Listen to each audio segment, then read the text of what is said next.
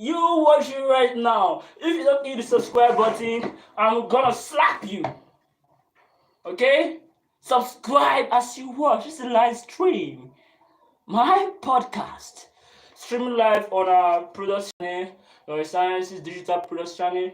If you are watching, make sure you subscribe. Or if YouTube recommend this video to you, make sure you just don't watch. You can watch, but make sure you subscribe. Okay? You getting it? Make sure you subscribe. So Patrick, for the first 20 minutes of this show, we're going to talk about business. Okay? Business. So the first question I want to ask you right now before we end this live stream and go offline is this. What do you think about business? Because when you want to talk about a successful business, you have to consider emotions, because a person who can better understand these emotions will do a business better than the other person who doesn't understand anything about emotions. That's a fact. You're driving a car, and you don't know how to drive that car, and the car is already moving, and you agree with me that that car is not under your control. The car is the one controlling you at that time. Why? Because you don't have knowledge about how to drive the car. So that's how emotions are. Because if you don't understand anything about your emotions, like, you are going to be a slave to it. So now I want to talk about that idea of emotions, the cause of business success. Let's understand, what can we do to understand our emotions better? What can we do to help our emotions propel us in the right direction? So what do you have about that? What do you have to say about that?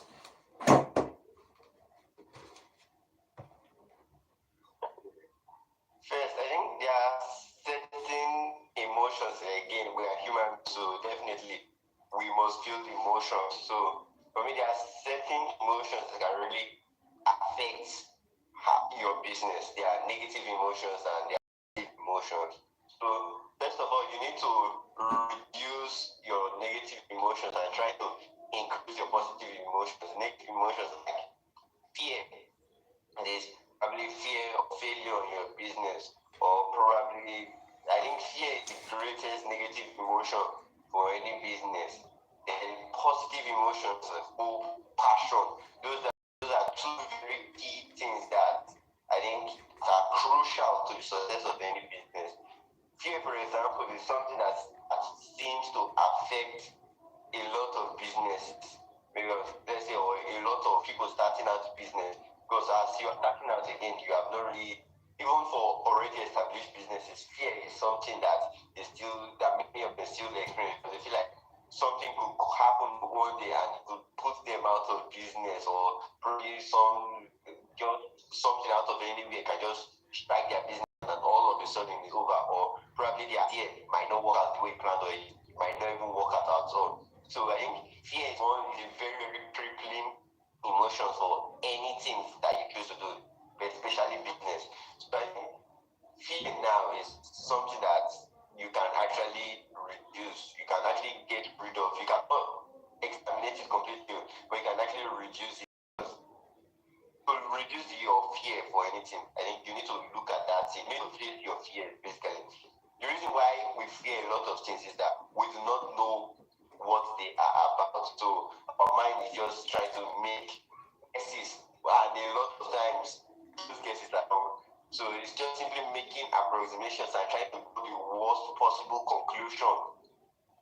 Then all of a sudden there's this sudden feeling. So fear is just simply our mind not knowing what to think. So by default, it's just thinking the worst possible could happen. So to actually get over your fears again, you need to start looking at, okay, what am I afraid of? You need to get a very, very good idea of what exactly you are dealing with. The more you face your fears, the better you get at it. The fear will disappear completely. You just need to look at the fear and say, okay, this particular thing that I am afraid of, how can I deal with it? If this first idea don't work, okay, what else can I try? What can I do? Or can I do anything at all? The more clarity you have about a particular issue, the more afraid you actually be of it. Then I think that is for basically negative negative emotions, while the positive emotions like hope and passion. I would not say hope is an emotion, but basically passion. But your hope is what builds up your passion. For you to actually succeed at something, you need to be passionate about it. And for you to have passion about a particular idea, you need to be hopeful that that idea will pass. So again, to build your passion, you need to show up. Not say every day, show up as much as you can. There's something that I look at is, again, try to show up every day if you can, but a lot of times it's not really possible to actually keep on hitting that same idea every day with the same energy, because again, we are people, that sometimes we become discouraged, but don't lose that completely, even when you fall down. Always try to get up. I think that, because let's be realistic, if you are actually trying to do something new and you feel like you say you want to show up every day, and you feel a lot of times there are days when you will not even want to show up at all, but always have it at the back of your mind that at the slightest ray of light, make sure that you try to reach, like just try to reach out, try to push on, try to come up again. I think that is very crucial. That will build up your passion over the years, because if you feel like showing up every day will not necessarily give you a good result, no matter how you, because there are certain things that, whether or not you like it or not, there are certain things that are out of control that will still affect the outcome of your idea. So if you just say show up every day, sometimes you can show up every day. After that, you will get tired because things will not be going how you planned it, or it will never even go anywhere.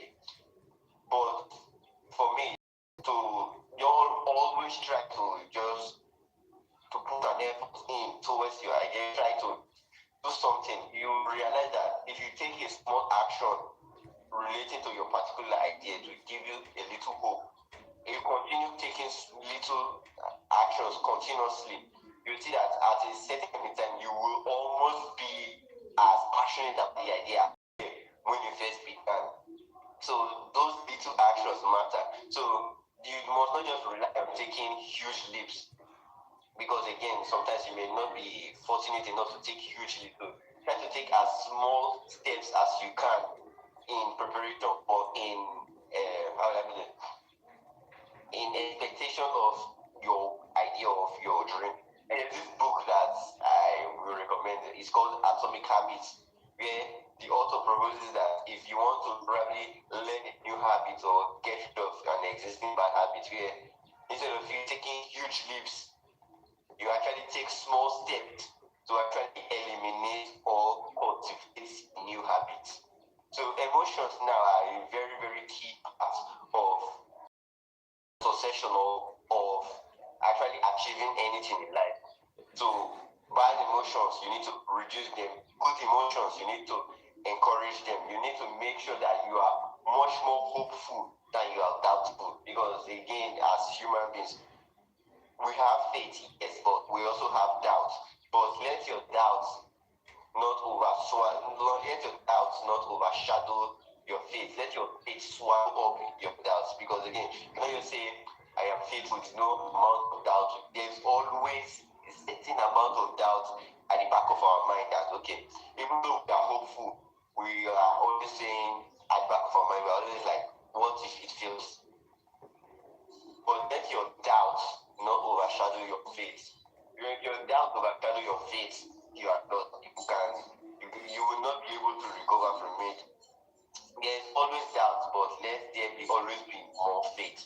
So basically, if you want to bring your emotions under control, just get clarity. Always stop and think about whatever you are facing, whether it's fear or whether it's anything. The more clarity you have about a particular issue, the better you'll be able to handle it better. And you can get enough clarity if you are always acting purely out of emotions. So first, before you act, you need to stop and you need to think until you are sure that you have the right picture of what is going on. Don't act, don't react. Always get the right picture of what's happening before you react. Because most people, they are not patient enough to wait for, like, they just feel like, something is happening. They feel like if they don't respond immediately, something will go wrong. But before you react to those certain types of situations, ask yourself, will this my reaction actually change? Will it actually make an impact, like a positive impact in the direction that I want it to? If not, don't. It's better to not act than to act foolishly. I think that is the baseline. So emotions now, bring your emotions under control. The only way to bring them under control is to get good enough clarity about the whole situation. I think that's my take on it. Okay, that's really, really fantastic. Like, listen, all the things you just see, I wrote down everything. You see this side, this is full. I'm going to the side now. Now, I wrote down everything. All what you said is testable. Like, all what you said, everything is really, truly testable. And I use them in my business. Like, I use business ideas. So you watching right now, go get a pen. You hear the word pen? Say pen. Pen. You get a pen and write down. Not just to write down, but to test it. This is true. Like what this guy said, gosh, I can't, like, that's all I can say. Time is running. You recommended a book, Atomic Habits by James Clear. If you check that book very well, if you're watching, you will see what they call habit stocking. How to build good habits with little or no effort. Okay, taking little steps all the time. But the way he explained it, like I saw a new view of that book. Like this is really fantastic.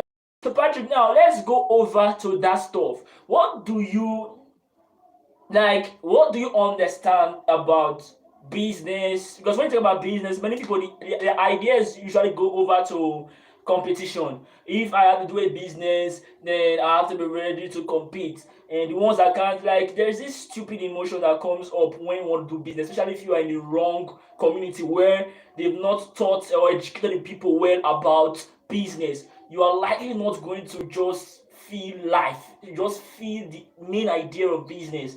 So now let's understand what business is about in a different level right now. So Patrick, I need you to talk deeply about business. Over here in Nigeria, if you're watching, over here in Nigeria, we don't have business, men and women. We don't have competition. We don't have anything. We don't have business. I think it's as a result of poor knowledge or lack of the adequate or the appropriate knowledge on business. So Patrick, now you want to talk to us about business right now, considering what we are facing here in Nigeria, where we have no competition in the land, everybody's just trying to cooperate. For instance, if you go to the marketplace right now, you want to buy something from Mr. B, Mr. C, they sell the same thing, and you want to buy something from Mr. A, you go to Mr. A, I want to buy this thing. Mr. A tells you it's a particular price. You go to Mr. B. Mr. A is going to call Mr. B on phone. Don't sell this thing, this particular price. What are we doing? That's not competition. That's the reason the price keeps going up. There's no competition there because if that system of calling this person was not established, if you go to the other person, he's likely going to reduce price for you because he wants to make sale. So what are we doing? This system is crushing this economy. This system is crushing Nigeria. The backbone of any society is the business there. The business people, their mindset, how they think, the right approach they have to business. That's the reason the US is a great place to live in. If you're watching right now, that's the reason for that. So let's understand that, Patrick. You're gonna speak from the experience we're having here in Nigeria and how to actually this is a problem. How to actually solve the problem. So right now you can go on. Talk about business, the types of business, if there's any you have to say, like explain deeply about it.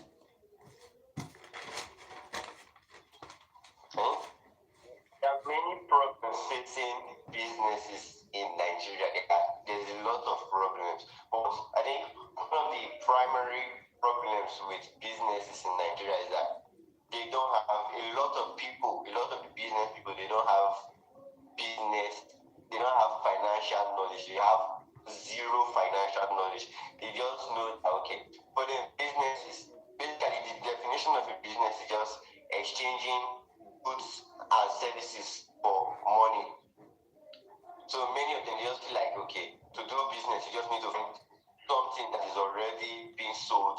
You open your own shop, then probably customers will start rolling in, but in reality, it's not like that. So a lot of businesses go out of market in probably the first year or probably the first month. They go out of market very, very, very quickly because again, customers don't just roll in like that.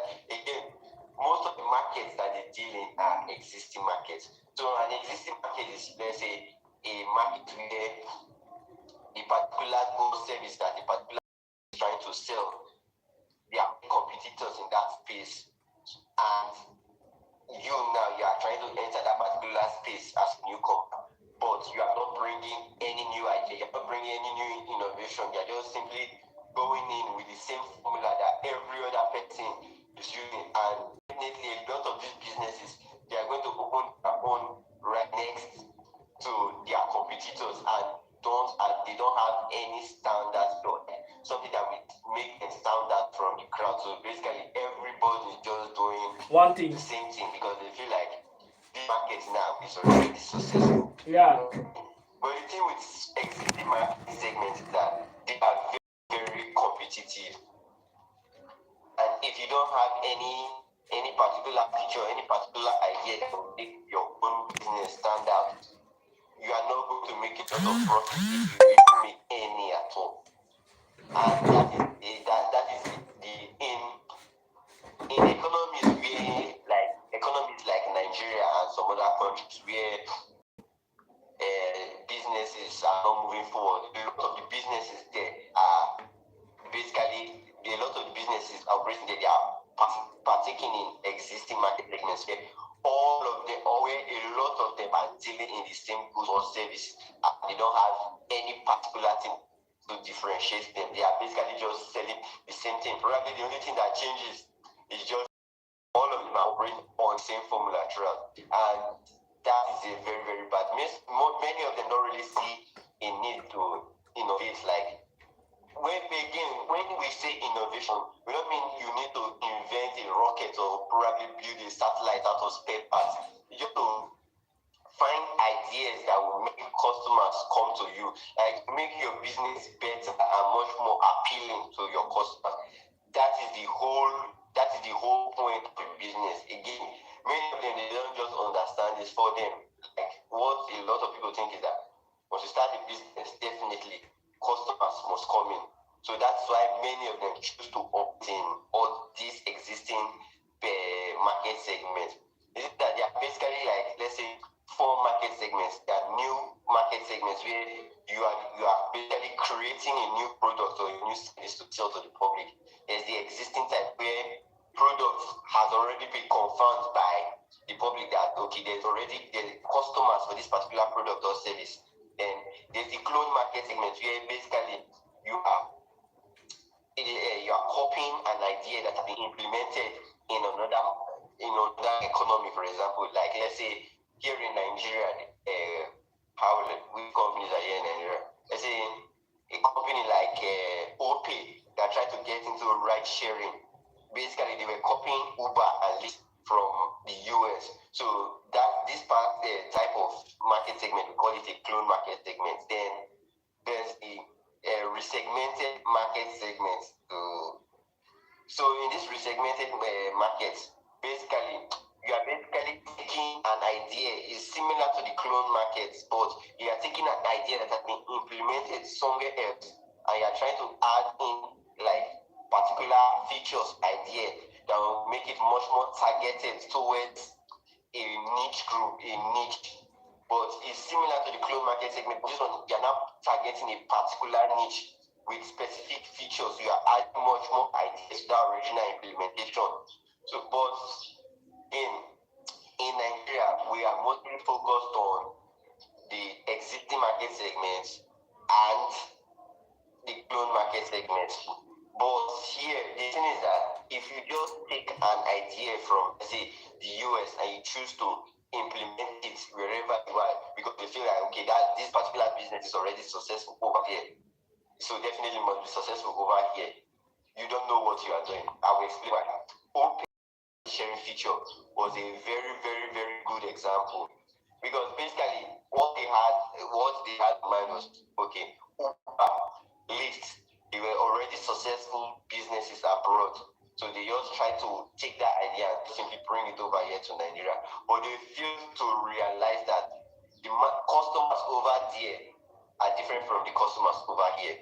So our needs are different from their needs for basically transportation. So they did not really try to resegment the whole idea. They just try to clone the idea exactly as it was. But so within months after they removed their promo, the whole ride-sharing business crashed because it was too expensive.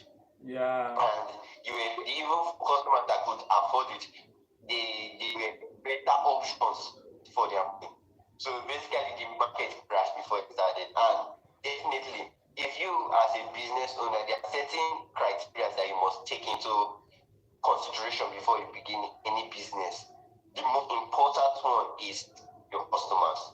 So if you have a good idea before you actually put your idea there, there's something you need to have customer validation. Customer validation is basically knowing that your customers will pay for your goods or the services that you are offering.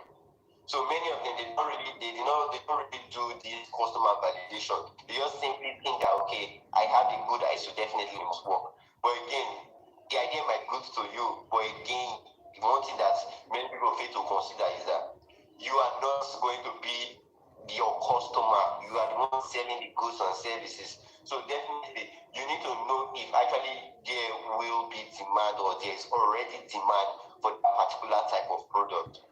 Again, your product or your service needs to solve a particular problem or a particular issue for it to be useful to the customer. So many people, they fail to consider all many factors. They just simply jump into a business and just feel like it will succeed. No, it will not succeed.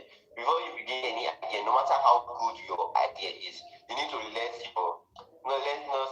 your customers shape the whole, like the end goal, but you need to know that okay, if it's a new market segment, you need to know that your customer will be willing to pay for this particular product or service. And for them to be willing to pay for that particular thing, they need to feel that that particular thing offers them value in a way.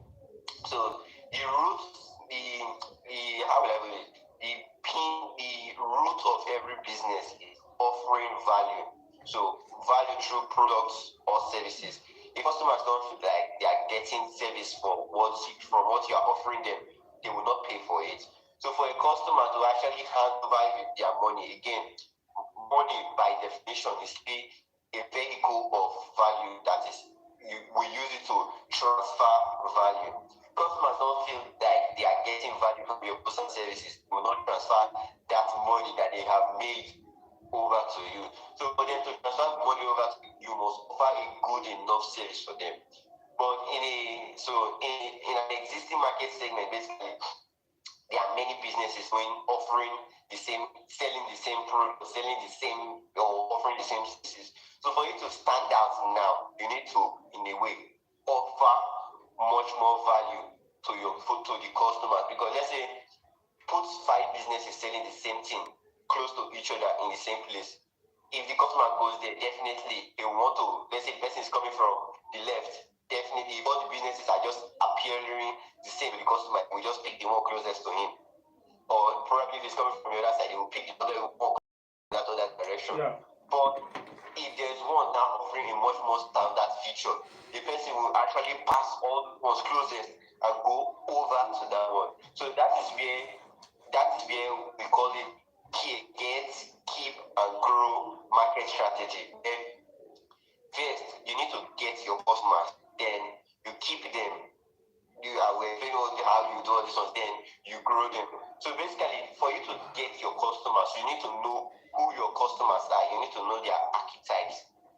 So the archetype of a customer, basically, you need to know their age.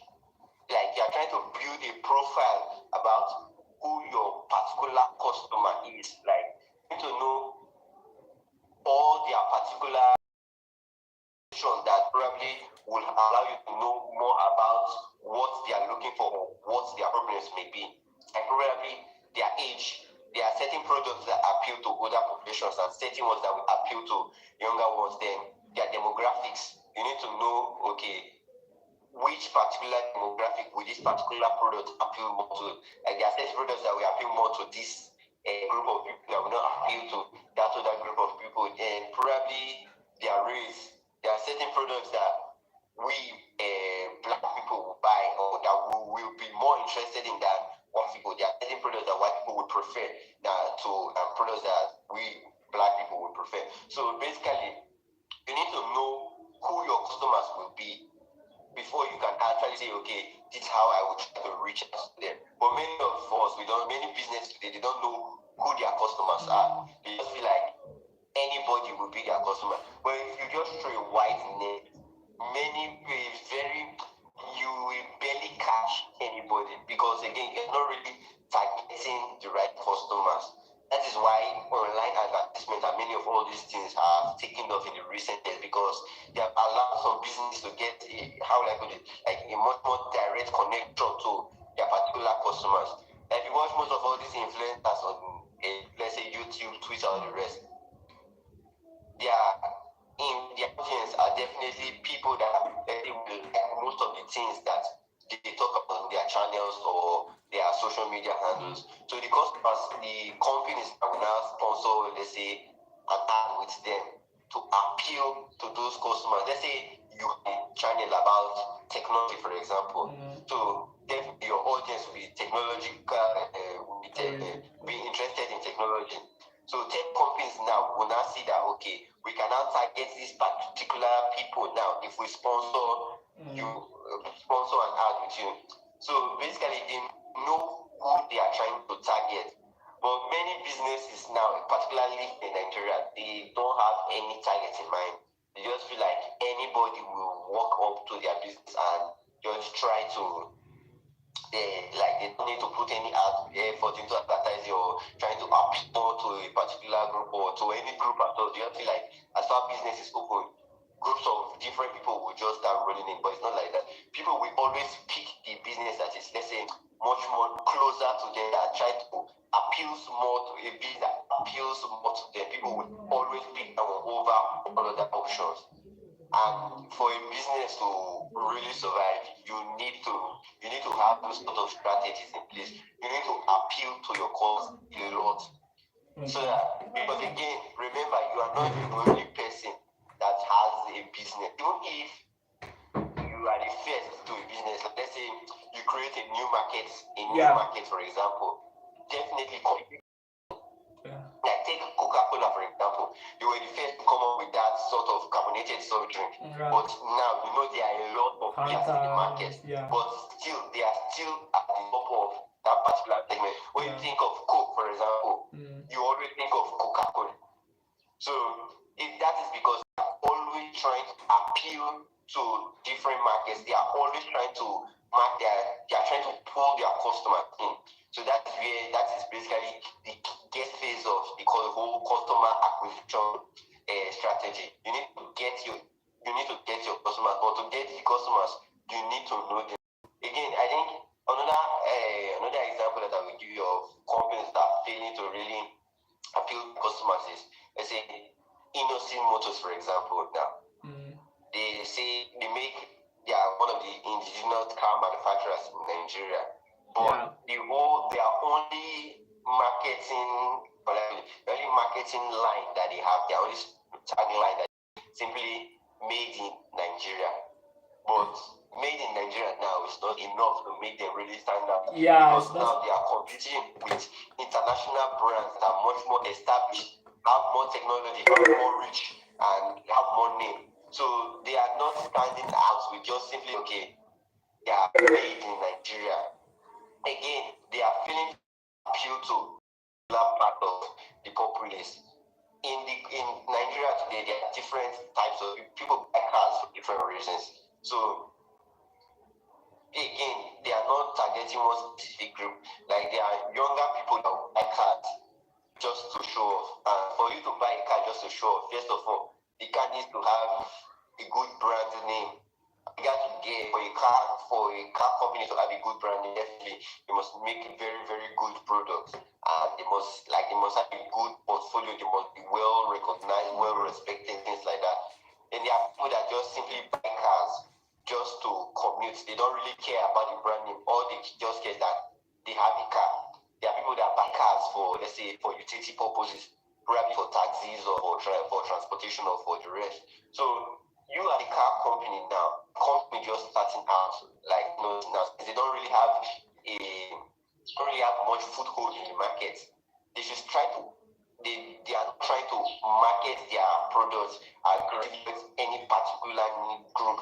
They are just simply throwing it out there like, okay, we are a car company and we make indigenous cars, we make cars here in the country. So That's buy the our only products. thing. But the thing is that people don't buy products based on simply, okay, it is a local product. Like, take German cars, for example. A lot of Nigerians celebrate German cars. But the thing is that they don't just buy German cars simply because they are made in Germany, or buy American cars because they are made in America. They buy them because they are expecting certain amount of features or certain things that the cars will do. They are expecting a value from the car. So this one now, innocent, they're not really appealing to any group. Their market reach is not that much, and they are not really trying to appeal to a much more wider reach. They are just simply. But if they change their marketing strategy, for example, I'm just trying to give an illustration with innocent.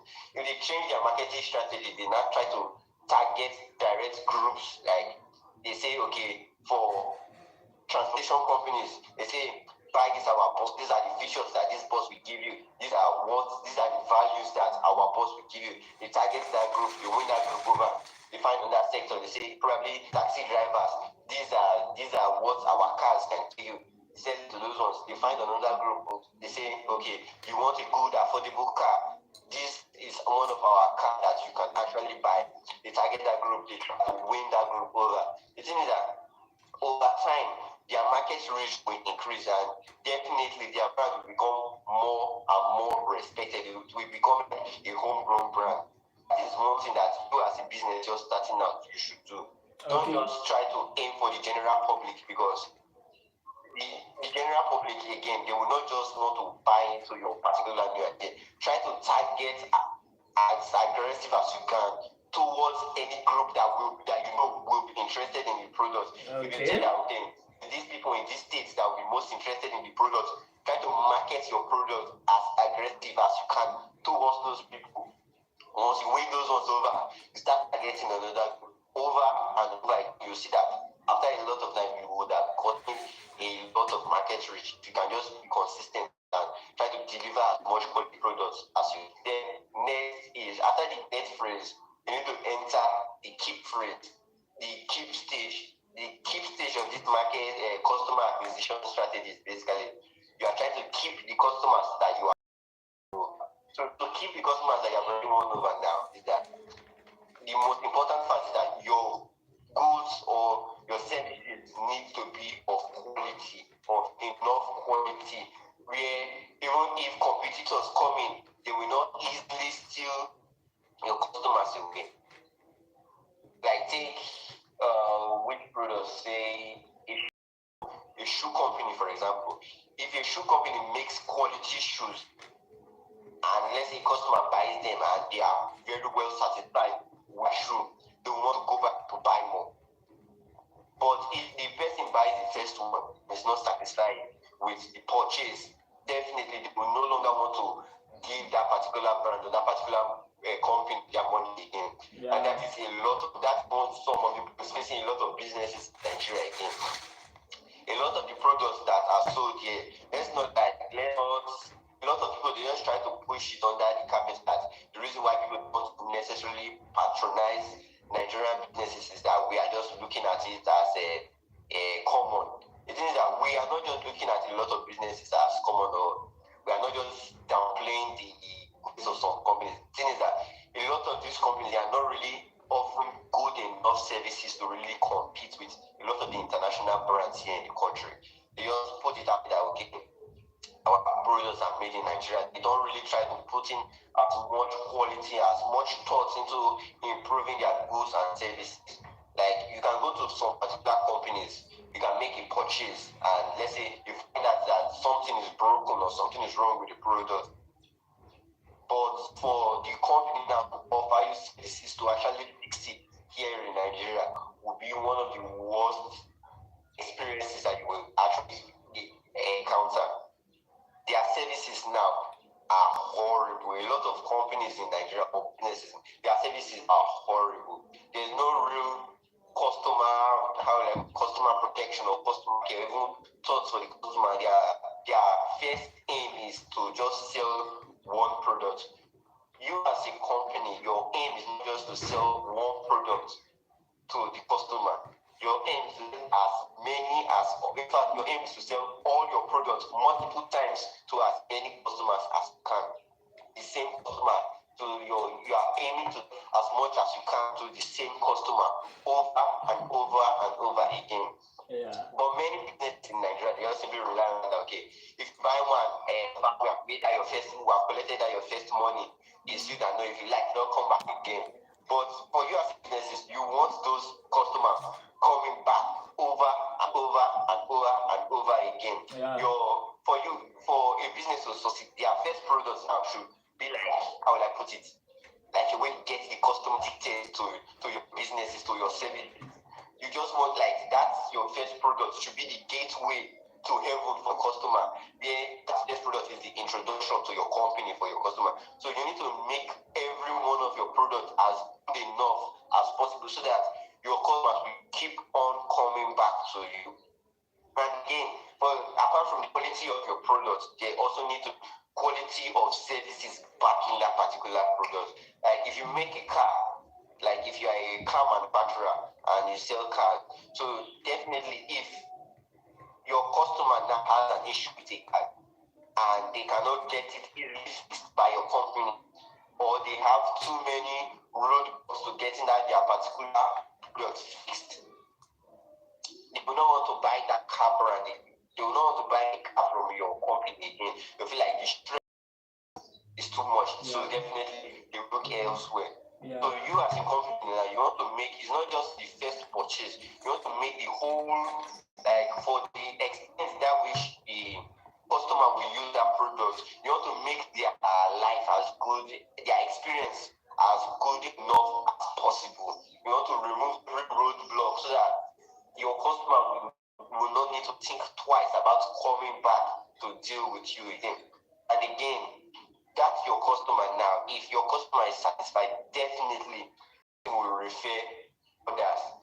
And this is where many businesses flaunt. They just feel again they don't offer good enough services to the first person. They just feel like, okay, as you go, they don't really care about you coming back again. There is none of that. Like if one person buy, that person go. Definitely another person from somewhere else will come by, that person will go, another one will come. But it's not, if one person is with your company and they don't have a good experience, that one person now can actually make or break 10 other people's opinion about your company. Like, there is this person, one company where I work, there's this guy that used to repair generators very close by. But his reputation was so bad that people would rather pay for a mechanic come from, let's say, 2 kilometers away for them to patronize him that is just by their side there. Wow. Because if he repairs your generator, there's a huge possibility that generator is going to go bad almost every single day or every single week or every single month. Wow. Let's say you feel like your generator was having issues, like you just need to change the spark plug or to do regular maintenance. You will not really have issues, just minor issues that you just say maintenance. But immediately you give it to him to actually do maintenance, your generator will start to develop major issues. So everybody in that area are now avoiding his business. So it's probably only newcomers to that area or people that have never dealt with him before that will now be giving him their generators to repair. And so definitely you can see the problem for his business now. He has already lost customers all around that area. So definitely will not be making as much profit as he is supposed to if everybody around there were in interested. So after the company that I was working with, they got tired of the guy. They calling somebody from very, very far away. They will pay the person's transport down to the office just to repair the gen. After I repaired the gen the first time, other people were around, they were interested. They were like, okay, give us this number, give us the mechanic's number, give us this number. That is what we call end advertisement. You did not pay for it. Like, you as a business or you as a service provider, you did not pay for that form of advertisement. You earned it by simply offering good enough services. So basically, there are two forms of advertisement that you can run for your business or any services. There's paid promotion and there's earned promotion. Paid promotion is probably you pay influencers or you pay news agencies that radios to run an ad segment for you. And there's earned promotion. I mean, the earned promotion is much more effective than the paid promotion, because the paid promotion basically you're just trying to pay newcomers to get an introduction, to get a taste of what your goods or services are. But the end production is, if I'm very, very satisfied with a particular service or particular goods, I want to recommend it to other people. Okay. And definitely, if I'm recommending it to somebody I know, the person will most likely believe me than an advertisement that they saw on TV, or let's say an advert that they listen to on radio. Because you know that on radio, those people are just simply trying to sell the market. But if me as their friend or relative or colleague, if they hear it from me that, okay, I have actually used a particular goods or service and I'm recommending it to them, they will be much more interested in it than would be if they just simply hear it from radio or hear it on TV. So again, to build your business, paid promotion is still good trying to get your business out there. But end promotion is something that can only come if the goods and services that you are rendering are quality enough to match it. So again, for you to still get and grow, you need to know where your customers are to target them effectively. And for you to know, for example, you have got a profile of who your customers are. Definitely, all your customers now they'll be consuming information by various means. Take young people, for example. A lot of young people like us are on social media. Definitely, where they will get a lot of their information from will be social media. Why? Older people, they will tend to get their information from probably radio stations or news stations or newspapers. So the more you know your customer, the better you can directly advertise to get them interested. The better you can target them directly. Like if you know your customers, let's say you own a booker, for example, I know that your customers are people that are construction workers, and you know probably there's the type of food that they like, the way they like the food served, how they like it served. You can now try to advertise, try to pivot your business to target those people more specifically. That you can make it easier for them to know about your business, or probably you can go to those construction sites and try to offer on-site delivery for them, even just sell to them on site. There you can try to you are just trying to make your business closer to your customers. So that should be the idea of every business on it. Then I think the last part is to grow your customer base. So growing your customer base now is basically you getting and keeping your customers, but you need to build the loyalty of your customers towards your base. You need to give them a reason to represent, to be, let's say, fanboys of your business or your service. And that is a very important thing that will give you an edge over your competitors, because even if competitors coming into the space, your customers are already loyal to you. They are already addicted to your business. So your competitors will have a very, very difficult time stealing your customer with. Take Coca-Cola example. There's Coca-Cola, there's Pepsi, but a lot of people still prefer Coca-Cola till the very end. Yeah. If they go to somewhere to buy soft drinks and they say we want Coca-Cola, and they say there's no Coca-Cola, we only have Pepsi. They will most rather likely go elsewhere to find that their Coke that they are looking for because they are very loyal to the brand and to the product.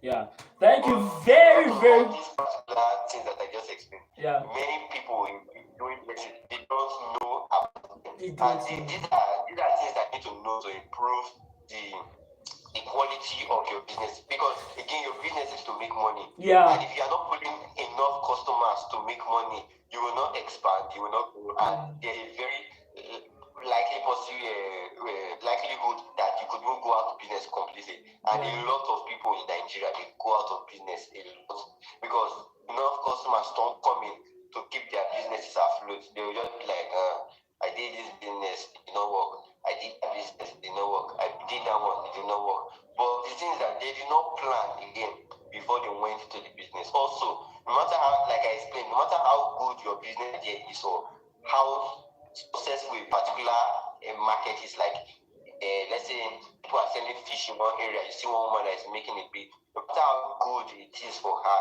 don't just think that you can just go in and then it will just be the same for you. You need to go in with a purpose, like a direction, like, okay, this is how we try to compete against that particular one. Because in existing markets, like I explained, they are already competitors on ground. So definitely once you are going into those type of markets, always make sure that you are going there with a competitive advantages. Okay. For you to know what your competitive advantage is, you need to know about the whole market segment. You need to know about from start to finish, and you need to know about all the other players that are already on ground before you can compete effectively. So you need to know their strengths and their weaknesses. If you can build enough on their strengths, like offer the same thing that they offer, build on their weaknesses, you will see that more people prefer your business to that other player in a particular market. Then I think the next part that is now killing most businesses is that a lot of them they are not really competing, trying to compete. They are simply offering the same value. So they are again killing the innovation in the whole industry. There's very industries in Nigeria or business sectors in Nigeria that are competitive. All of them are just stagnant.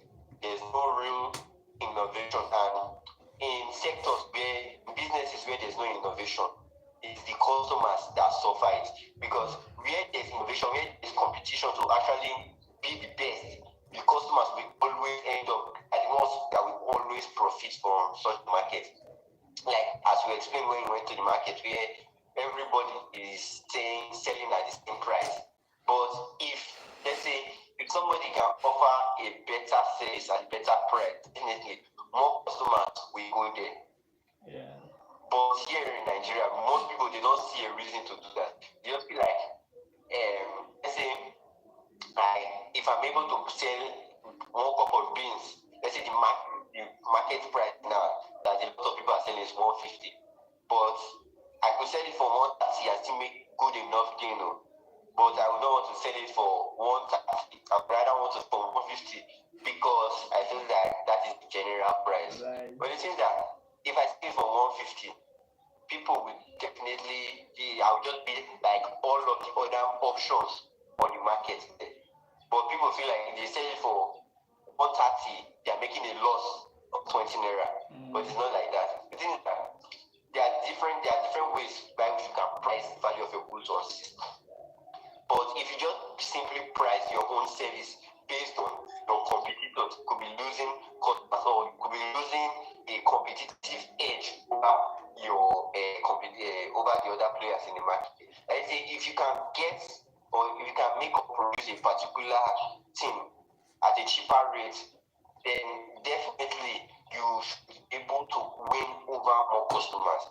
But most of them, they just simply rely on the fact like, okay, customers will simply come in. But let's say you can generally everybody buy things from the main supplier for 100 naira. There is somebody selling for 130, and someone selling for 150. Definitely, the person selling for 130 sell out if there's enough customers, the person will definitely sell his own inventory faster than the person selling for 150. The person selling for 130 can go again, can get more supplies and keep on selling, while that person selling for 150 will still be there. So definitely the person selling for 130, even though he's selling at a lower profit margin per product, will still end up making more profit in general. But that is something that many businesses don't see. You just feel like, okay, if you're into my particular market segment, you must sell for the same price that every other person is selling, and they like that is how it is. That is the standard. There's no need to change it. If you change it, probably you are the one that losing. If you go to some stores, let's say particular person went to the market and bought beans. Let's say the current price of beans now is 150. Everybody is still 150. Some people, they will go to the market. They will see that, okay, they still have stock at home for 150. But if they go to the market and they see that other people are starting selling for 170, they will now go back.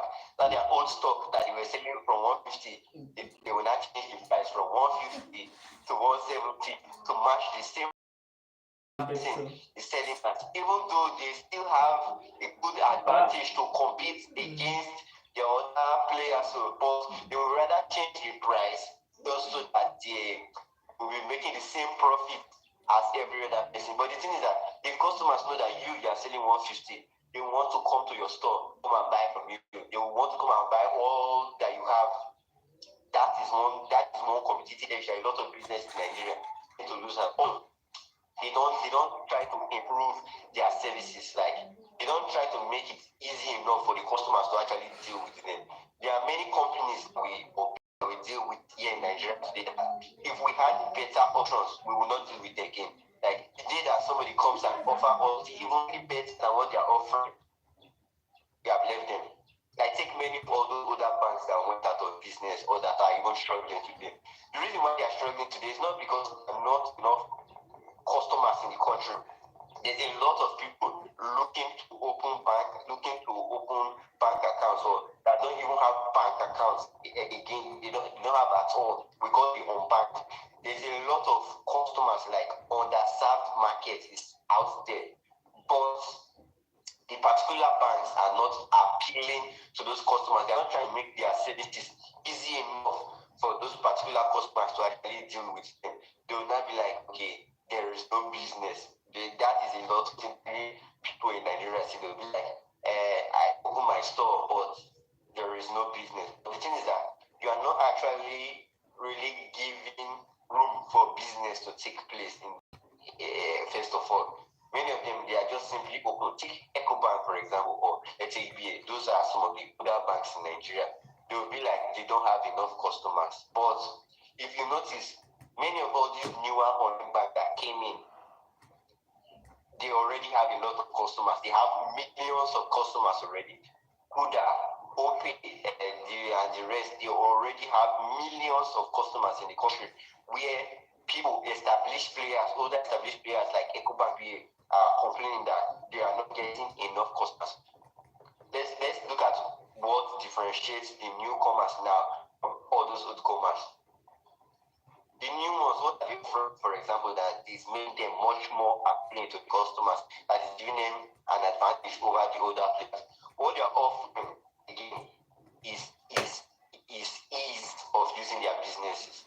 Like, with those other ones, EcoBank, UBA, you would be required to get from your house, find a branch, go there, wait hours in the branch to open an account or to even do some basic things with your account. But these newer banks now are making it easy that with your phone, the comfort of your house now, you can open a bank account. You can do every single thing that you can, instead of you paying transport, instead of inconvenience of you going to a bank, like to a physical branch, to actually open an account to get an ATM card. You just use their own. Take Zenith Bank, for example. Now, for you to get a Zenith Bank ATM card, you will need to go to the branch, wait for hours in the long queue just to get the branch. But with Kuda Bank, you can actually order your card online and have it delivered to your house, and you can also activate it in your house. Just So imagine. the only thing that could this new online bank that is offering over that Zenith Bank is simply ease of use. Yeah, The customer yeah, is easy, like yeah. the product is just simply within as far you can reach your phone, you have reached the bank. Yeah. Like as you unlock your phone, you have simply unlocked the bank. Like the business is just so close to you, it's right there in your phone. That is a competitive advantage, and it's just simply making the business easy enough for the customer to use. Like the customer does not need to take extra steps, extra difficult steps from anywhere in your house. You can just simply open an account and just get over with it. Even the same, even bank when they first enter the market, basically before, if you want to open an account, you needed to make a deposit. Like you need to have like 20,000 naira to open account, 2,000 naira to open account. Minimum, you will have minimum operating balance. Yeah. But again, some businesses know that, okay, what if we remove that fee? Yeah. Those banks, as soon as they came in, they had more customers like old ones. That was when the bank started going from school to school to church. Yes, looking open for account. people to now come and open accounts with them for free. Yeah. And that gave them a lot of customers. From that Those thing. are competitive edges. So you as a business now, your whole aim is, yes, let's say even though your product is good enough, your product now, you need to actually try to make it, remove all the friction between your customer and your product. If you can remove all those friction, the whole process will become managed. From there, it's just simply end promotion that will be drawing customers into your business. I think that's what many businesses in Nigeria fail to do. Also, still on the matter of innovation, is that they come into a particular segment and they don't really try to push that particular business forward. Take the oil industry in Nigeria, for example. They failed to invest into infrastructure and into development of the oil industry in Nigeria. Yes, we have tons of crude oil deposits. It is almost useless. That is just to see the truth. Saudi Arabia for this year now, I think even you have seen Saudi Arabia now, their budget for this year, they had so much money, they made so much money from crude oil and its byproducts this year. They had a budget surplus, and after paying everything that they needed to pay, they still had excess money, I think around $200 billion. Wow. Yet Nigeria, still in that same business industry, is having a budget deficit. They are having to go and take loans just to keep up. They are not going to push Saudi Arabia. Their own budget has different developments. They have, let's say, they are trying to even spend money on newer things. Nigeria is not trying to spend money on new things. So the old ones that they like to maintain their own facilities, and they are still having to take loans to actually maintain those things. The same segment. What differentiated both of them was investment. Saudi Arabia chose to develop their own oil industry through continuous investments. Like here in Nigeria, most of our refineries, they are not working. Yeah. Why are they not working? There is barely anybody that will give you any government officials that will give you a real set of working. Crude oil now has many byproducts. Many of the products that we use in our everyday lives are actually connected to crude oil or to fossil fuels. Like saying this thing, hydrogen. Yeah. Hydrogen now is a byproduct of crude oil. Yeah. Bitumen that we used to tar roads comes from crude oil. Petroleum and many other things. Yeah. Crude oil. Kerosene is used in airplanes, comes from crude oil. Diesel for ships, for everything, crude oil. Petrol now, crude oil. There's a lot of the things that the market is there. Their customers, a lot of customers. There's a huge demand for all these products, but the Nigerian industry is not serving it in any way. They are trying to serve the market in any way. They are just simply satisfied with crumbs that they are getting. Yes, the crumbs for a lot of people here in Nigeria, those crops that we are getting, they might be enough for they might be plenty compared to nothing. But you as a business, you are not just aiming for half bread is better than none.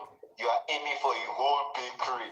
Your whole goal in life is to get the whole bakery, not to get half bread is better. So for you to get that whole bakery, you need to continuously develop your business.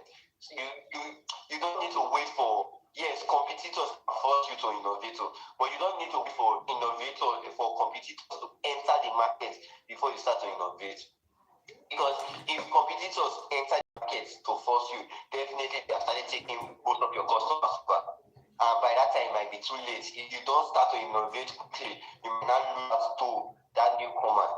You will not be the underdog. You will not be the one trying to compete against somebody that you entered the market before. And that is it. That is what is happening here in the country. Many people are not trying